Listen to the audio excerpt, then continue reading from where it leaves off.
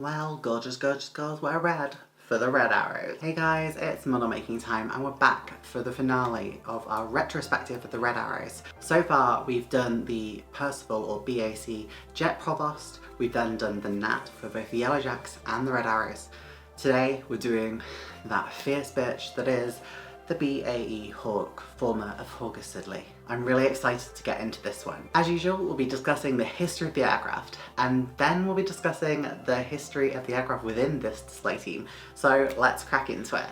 In 1964, the RAF or Royal Air Force was in need of a new jet trainer. This aircraft was intended to replace what the Red Arrows would use as their mount at the time, the Nat. An Anglo-French project known as the Set-Cat Jaguar was originally intended to be a trainer for both France and for the United Kingdom. However, the design proved favourable in more of a ground attack strike role as it was too complex for a trainer, so it ended up in that role instead. It's something that people forget a lot about the Jaguar. Maybe we'll do that video one day.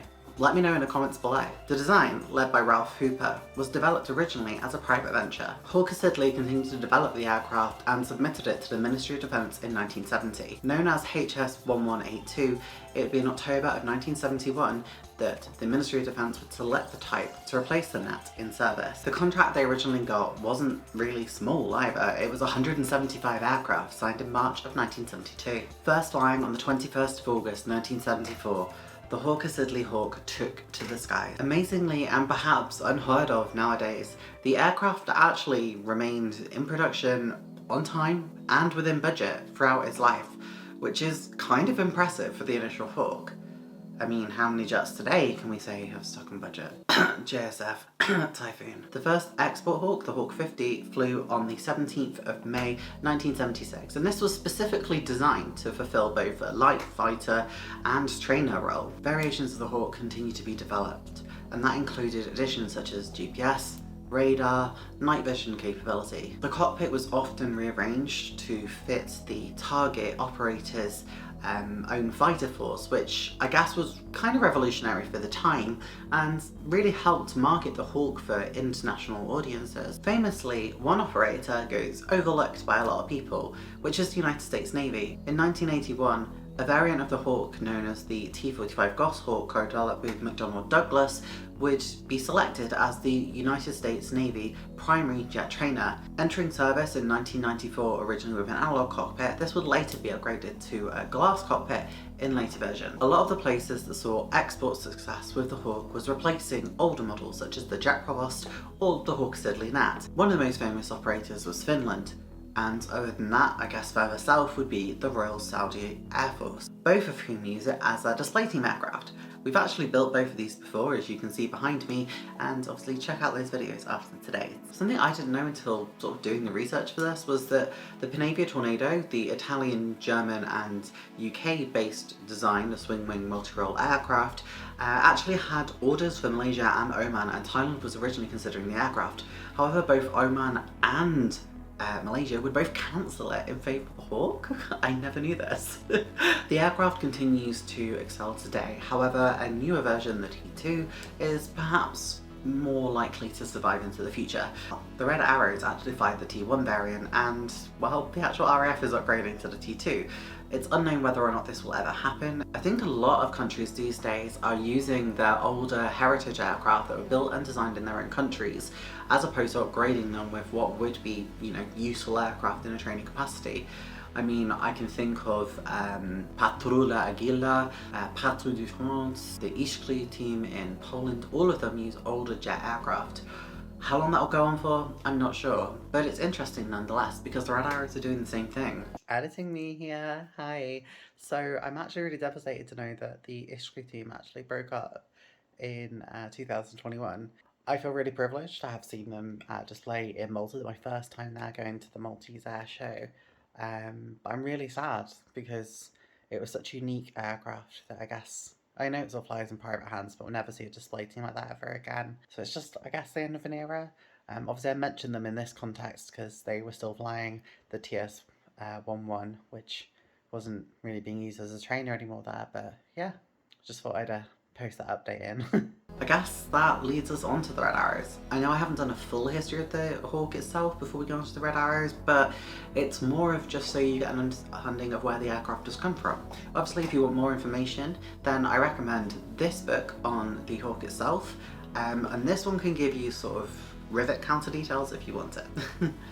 After 1,292 successful displays in the following that, it was time for its replacement to surpass it. That was of course the BAE Hawk, which they took delivery of in 1979. The display scheme of the aircraft has seen some change over time. Originally it had a relatively simplified scheme carrying over from the furled net, with the tricolour on the back. The Royal Air Force would have its name put onto the side of the aircraft later on. The biggest change would come on the 50th anniversary. At this time, a Union Jack or Union flag would be put onto the rear fin of the aircraft. Following this, half a Union flag or Union Jack remains on the fin of the aircraft. This has become the standard scheme of the Royal Air Force display team, the Red Arrows. The Red Arrows have performed in over 50 countries. This truly makes them one of the most international aerobatic teams of all time. Despite the fact that they are a symbol of the Royal Air Force, they have become synonymous with aviation around the world. In fact, they've gone on to inspire the Saudi Falcons or the Saudi Hawks, depending on how you might know them as. Their display was assembled by a former Red Arrows pilot. And I'll be honest, I saw them in Malta and they're incredible. We actually built that as well, as I referenced earlier. So check it out afterwards. This boxing of the Airfix Hawk is the 50th anniversary, and I've had this one for quite a while. I've wanted to make it for quite a while because it's such a unique scheme and I'm really happy to get to do it. The original Hawk is not as fun to put together, and I would say avoid it at all costs. The modding is a lot older, coming from the 70s, and just simply isn't as good. The more modern tooling is really the one you'll see in most places nowadays. I don't think they even box the old one anymore, so if you see it, avoid it. Just look on scale mates if you're not sure, but I'd always pick the newer boxing. It's just so much better to put together. It's time to have a look inside the box then, so let's have a look inside it. If you made it this far, remember to drop a subscribe and a like on the video as well. It really does help a girl out. Hit that notification bell too.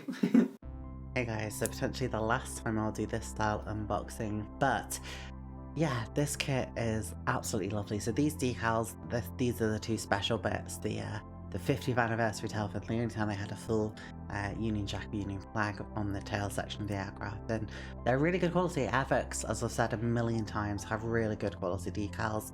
It's one of the things I've always found remarkable about Airfix kits is how good their decals are. The instructions for this kit again are in that awkward in-between era where they weren't quite full colour, but they were definitely coming a lot further along than their older kits were. Again, this kit is really nice and simple to put together, doesn't take too long at all. So yeah, and it's got the really nice marking section on the back, which is fantastic. We've got the glass section, and again, Airfix is one of the few companies I rarely have issues with the transparency parts, the glass parts of it. The colour of them is fantastic. There's no yellowing, there's no discoloration once you put anything through, and again, even sort of the magnification isn't too bad. So I probably rate these a good, probably 8 out of 10 with some really, really good quality transparencies, to be honest. We're on to the first section, which is the fuselage, and it also comes to the tail section of the aircraft. Really, really, really nice quality. Engraved panel lining, obviously, and they just look fantastic. This is mainly the cockpit section of the aircraft. I really like how the sprues are laid out. It's really straightforward. Even if you didn't have the instructions, I think you could work out where most things go. The wings of the aircraft here, the upper surfaces, the bottom surfaces are on the separate part you can see behind, and the wheels, and the bottom drop tanks there too. Now we have the underside of the wing and the pilot in there, of course, which we're not going to use, but it is nice to have a pilot there, of course. And we'll just have a quick little look at the little pilot there. There we go. Look at him in all his glory. Good modelling on the pilot, to be perfectly honest with you. Again, Airfix really come a long way on their pilots. This kit as a whole is really, really good quality. Fantastic value for money. Considering the price of this kit. Now we got a little bit closer up, I did zoom in on it, that you could see, again, look, that's really good considering how some of them are like these days, so bravo. So yeah, that's it, the 50th anniversary boxing done. Now that we've had a look inside the box, let's get on to the construction, and I can't wait for the end result.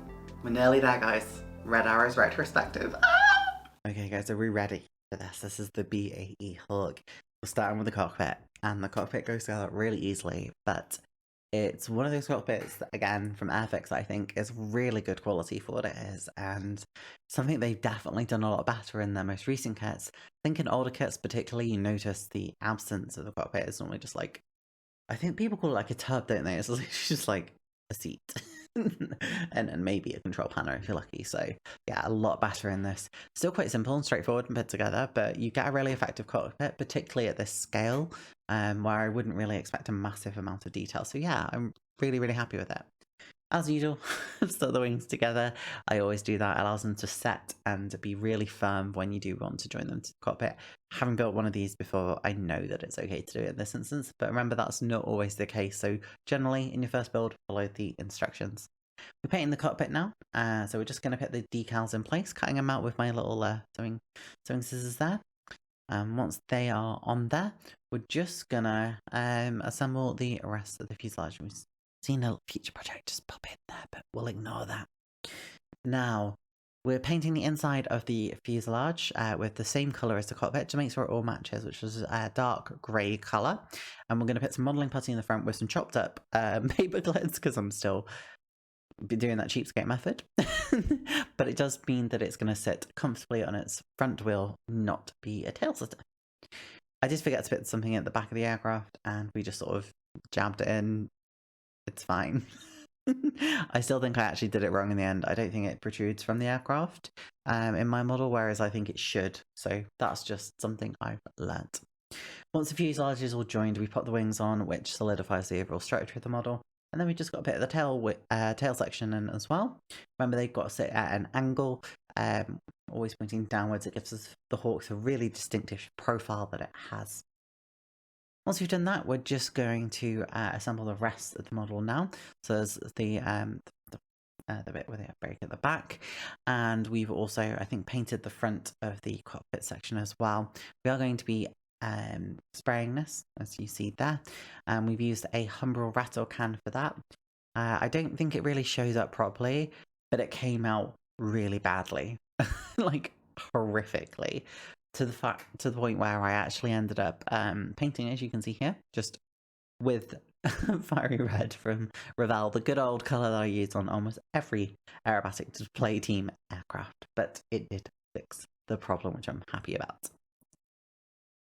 So, not long after that, it's on to the decals. We're starting with the tail section, and I'm not even overly patriotic, but my god, I think these look stunning. Like, I so wish they'd kept this as the display scheme, sorry, for the like permanent scheme for the red arrows, because I think it looks so distinctive. It just pops off. It's so good. The rest of the decals all fit on really easily, by the way. I used water and then I went over with a decal fix solution. I tend to find with Airfix, weirdly with their own product, which is the decal fix, they tear once they get decal fix on them. With other decals, I find if I put decal fix back over the top, I can move them quite easily. Airfix ones I find tear. And I think I did actually lose a little bit of white on one of the roundels, but I just thought we accepted. The bottom of the aircraft, again, thought it was really, really easy to put the arrow on at the bottom. That when I was a kid, never realised it was an arrow. I just thought it was a white stripe, so well done, childhood me. But yeah, it was really easy to put on. I like that it's all cut to the wheelbase, so you don't have to cut anything out, which I've had on other ones, I think, in the past. Don't know if that's just misremembering, but yeah, it made it really, really easy. So you can see I didn't put the little control surface on the back of the aircraft either. I wanted to do that after. So yeah, all done. Well, that's it. Let's have a look at what we've done.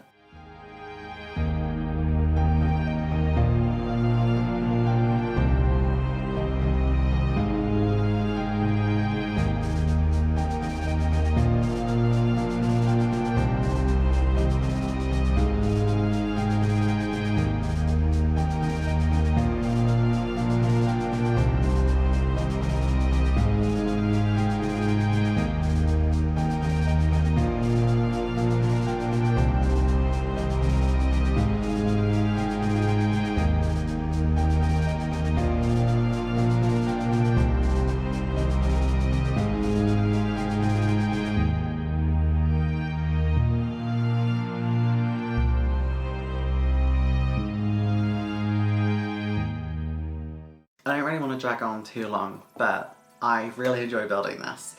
There were some issues on the decals on the tail in particular where I've had to sort of put some Lufthansa blue paint on to just fill it in, but overall everything went on really easily.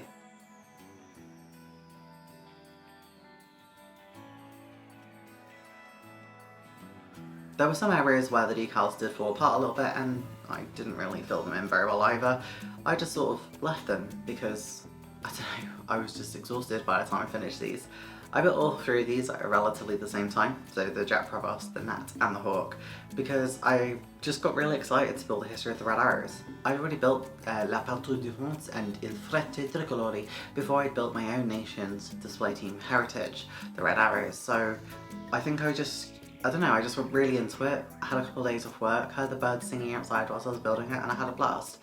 The kit itself fits together really well as well, which does help. So, buy or fly. Buy this kit if you see it. The display scheme itself is really unique, and to be honest, I wish the scheme was what we had still today, though I appreciate it would make it less special. If you see any of the other boxings of the Red Arrows, pick them up if it's the newer version. Or if you want the old decals, get it as well, but just use it on the newer kit because it does fit pretty much fine. The kits really aren't that different in terms of construction. You can see the Heritage, but the new one definitely fits together a lot easier. Thank you so much for joining me on this adventure, guys. The Red Arrows have been so exciting, so I wonder what comes next. Let me know in the comments below what you would like to see. Thank you so much for joining me. Hit subscribe if you haven't done already. You'll see me on live streams on Sundays at 4:30 and new videos every Monday at 7:30. Bye! Thanks for watching the video. I really appreciate it. Hit the subscribe button and notification bell to be notified of every new video on Mondays. You'll also be able to see me stream live on YouTube. Thanks again, I really appreciate it.